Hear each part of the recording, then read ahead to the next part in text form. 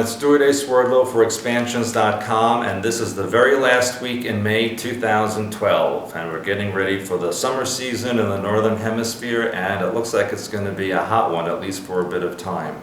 Some very interesting stories in the news for you this week. The very first one is connected to what we've been telling you for the last couple of months. It involves cannibalism, and there was a story on the news just a couple of days ago that took place in Miami, Florida, where witnesses noticed two naked men in broad daylight fighting underneath a freeway in Miami. They called the police, and when the police got there, one of the men had apparently knocked out the other one and was eating his face. When the cop told the man to stop, the man did not. They kept on munching, according to the police, and chewing on the man's face and body. And finally, the police shot him. The man continued to eat the other person. And when the cop got in front of him, he said it was the most horrible, gory thing he had ever seen in all his years as a police officer. The man lifted his head up, had a piece of the other man's body in his mouth, and started growling like some kind of a creature. And so at that point, the police officer shot and killed him. Now, the man who was being eaten actually did survive, was taken to a local area hospital where his face is considered to be unrecognizable. The police don't know what happened or why it happened. They think they may be homeless men. However, the cop said that the way the other man was acting, the one who was eating the other one, he seemed like he was either on drugs or something else was wrong with him. Well, maybe he was possessed by reptilians or something else going on. Wouldn't that be interesting?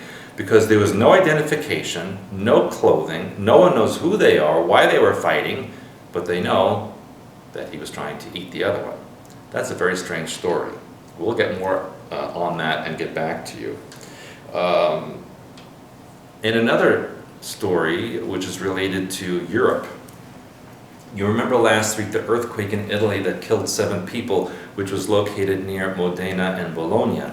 Well, just this morning was another 5.8 quake in the same location here in northern Italy, which killed over 10 people. The death toll isn't known at the moment because of all the rubble that has fallen down on top of people, so no one knows exactly what the count is of death. However, you may remember that I had said this entire region, this entire Mediterranean basin, is in trouble because of the African plate shifting north and putting pressure along this entire region, including Italy, and that's why it's starting to fracture right here in the middle. This whole movement is what's pushing the Alps up and making it higher, and we're seeing a lot of quakes happening in the southern region here, even as far as Turkey, Greece. There have been quakes in Algeria, Tunisia, all over the Mediterranean basin, and that will increase as the pressure mounts and continues. We may also see volcanic activity in the southern part of Italy and even in the Greek islands. And possibly sub-Mediterranean, under the sea, where it will not be noticed until it causes bubbles and gas to explode from the top of the sea. So this has occurred once before, approximately 2500 BC, when there was such huge earthquakes in the Mediterranean basin that huge tsunamis washed over land masses and killed many, many people and wiped out civilizations. And there's evidence of this because off the coast of Turkey, Greece, Italy, even Egypt, subterranean cities, large ones, are resting on the bottom of the sea, and they have damage that looks like a tsunami washed over them before the land subsided underneath the ocean. So this is something that we do need to watch in the Mediterranean basin. And talking about possibilities, just yesterday was an earthquake along the Gulf Coast of Mexico. Now, this is not usual, and there are no known fault lines in this region. But as you recall, in the last few months, there have been earthquakes in eastern and southern part of Texas, which have also either never happened before or were extremely rare.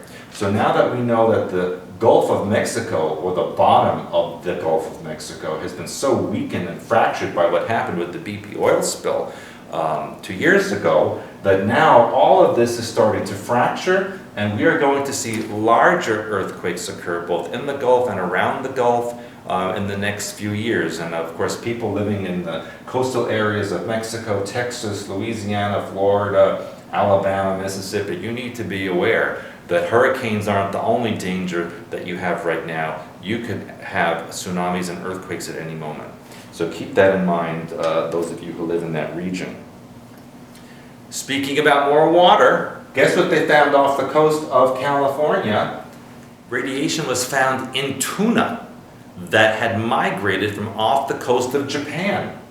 It had gone from Japan and swam across the ocean all the way to the west coast of the United States, and now they're catching bluefin tuna filled with radiation.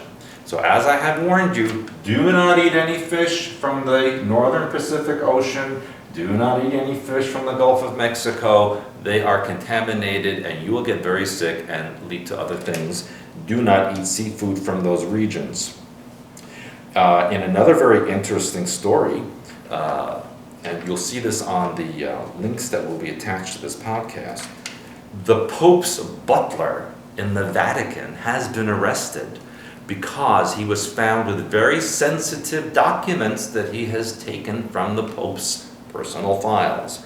What is it that is in those documents that is so volatile that the man had to be arrested? Could it involve the story of that little girl 30 years ago that was kidnapped in the Vatican and her body was never found, and another Catholic priest said she was used in ritual and then murdered?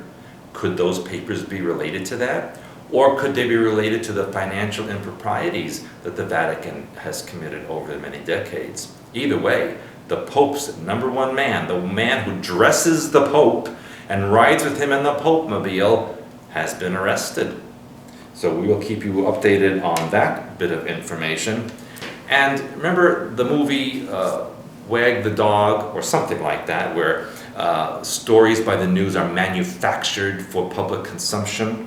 Well, just this week, the BBC was, how shall I say, exposed for showing scenes that they said were related to the Syrian riots that are happening now, except the scenes and pictures they were showing were from Iraq in 2003. So BBC apologized for their glaring error. Well, sounds like the same error that Obama's publishers said when they had his birthplace as Kenya until the year 2007 from a book he wrote 20 years ago. Isn't that interesting? All these errors coming up that no one noticed in all this time. It only goes to show you that the news media, whether it's BBC, CNN, whatever, global media uses images to fool people, to make them think certain things are happening, and they manufacture events. And sometimes the events never even happened or not in the way that they're telling you about. Now, of course, it's a little bit prejudiced, isn't it? Because BBC might think, well, people see Arabic-looking people, they don't know where it's from, they all look the same, don't they? Well, I think BBC owes more than an apology. I think they need to expose how they actually present the news, and that goes for all the other global news services. And on another note, notice what I'm wearing, my Montauk t-shirt. You know that the premiere of the movie was Friday, May 25th, last week. And it was successful. Several hundred people were there. The news media was there. You will see stories about this in New York Newsday and on AOL Huffington Post. And you can also expect in the future a lot of new and wonderful joint ventures coming forward from this, which we will talk to you about as soon as they are finalized.